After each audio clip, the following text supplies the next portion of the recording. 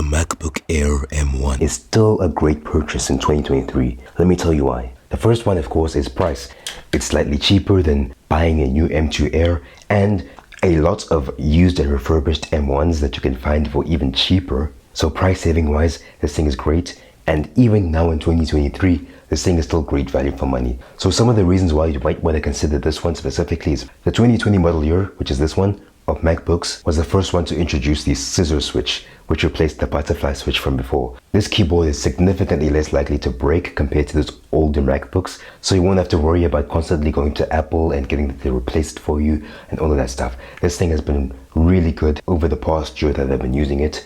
I have no problems at all. Then also the trackpad is pretty good. It's pretty much the Apple quality you'd expect. It's very good, responsive. The Taptic engine makes it feel like you're actually using a real clicking trackpad. It works great. No problems at all. Now where we might have a bit of issues is with the screen and the camera. So the screen, it's very nice. It's got the retina, it's got high resolution. The colors are great, but if you're going to be using this thing outside in the sun, it's a bit too dim for my liking. So if you're someone who uses your computer a lot outdoors, then maybe I'd consider getting the M2 with a slightly brighter screen. And the camera as well. It's a 720p FaceTime camera and it looks absolutely horrible. It's horrible. So if you're someone who likes to look good during video calls, then maybe it might be worth spending a little bit extra. But for me personally, I don't really use it that much, so it's not an issue for me. And of course, I've got the speakers and the microphone. Once again, really good, no complaints. Let's talk about the M1. So at the time, this was the only fanless laptop that Apple was selling. So in here, there's no fans. Usually there's some vents here, but this one has none at all. Now, performance-wise, the M1 is really good.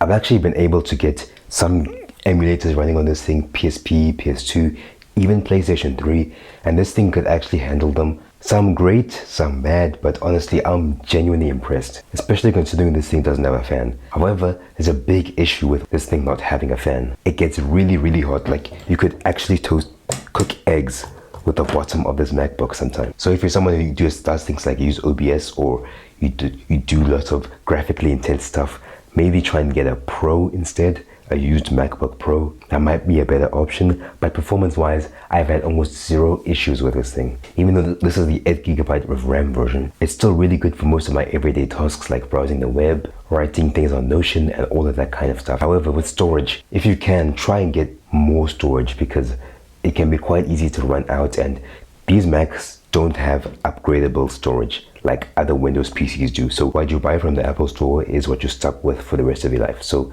make sure that you have enough for your specific needs. So I'd recommend getting at least the 512GB version if you can. And then if you're new to Apple, you might also need a USB hub or dongles because MacBooks don't have a lot of ports. They just have these two USB Type-Cs. You are going to have to buy a USB hub for most. If you ever find yourself having to use HDMI or USB flash drives and all that kind of stuff. The battery life on this thing is also great. 10 hours pretty much.